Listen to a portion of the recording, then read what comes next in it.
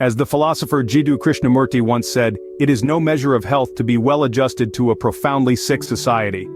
This profound thought leads us to ponder the idea that our suffering might just be a construct of our sense consciousness rather than an absolute reality. Every day we find ourselves ensnared in a web of emotions, perceptions, and thoughts. These elements of our sense consciousness can often lead us down paths of mental and emotional suffering. We agonize over past mistakes, worry about uncertain futures, and let external circumstances dictate our internal state of being. But what if we could transcend this? What if we could break free from the chains of suffering? The key, my friends, lies in our ability to detach from our sense consciousness. By doing so, we can liberate ourselves from the shackles of our own minds. In the grand scheme of existence, our suffering is but a drop in the ocean. We exist in a world dominated by our five senses, but what if this sense consciousness is nothing more than an illusion? We're brought up to trust our senses: sight, hearing, taste, touch, smell. They are our gateways to the world, shaping our reality, dictating our perceptions. But what happens when these trusted gatekeepers deceive us? A mirage in the desert, a siren's song, the bitterness of unripe fruit, the pain of a phantom limb, the stench of decay. Aren't these all examples of our senses leading us astray? This is the illusion of sense consciousness, the belief that our senses provide an accurate and complete representation of reality.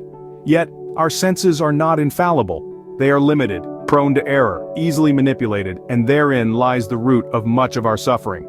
We cling to the temporary, the fleeting, the ephemeral, mistaking them for the eternal. We attach ourselves to the world as presented by our senses, and in doing so we become captive to its transience. But what if there's more to our existence than what meets the eye, what touches the skin, what tantalizes the tongue, what resonates in the ear, or what wafts into the nostrils? What if beyond this sensory world there lies a deeper reality, unchanging, eternal? This is not a new idea. Philosophers, mystics, and spiritual seekers across ages and cultures have postulated the existence of such a reality.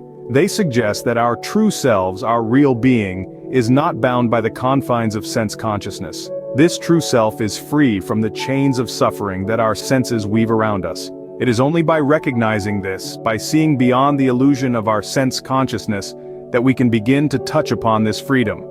True freedom, therefore, is a journey inward, a deep dive into the very core of our being. It is a shift in perspective, from the outer sensory world to the inner spiritual realm. It is a realization that we are not just physical beings in a material world, but spiritual beings in a spiritual universe. Freedom lies not in the world outside of us, but within the depths of our being. The path to freedom is not a journey of miles, but a journey within. It's a journey that starts in the mind, unfolding in the quiet spaces between our thoughts.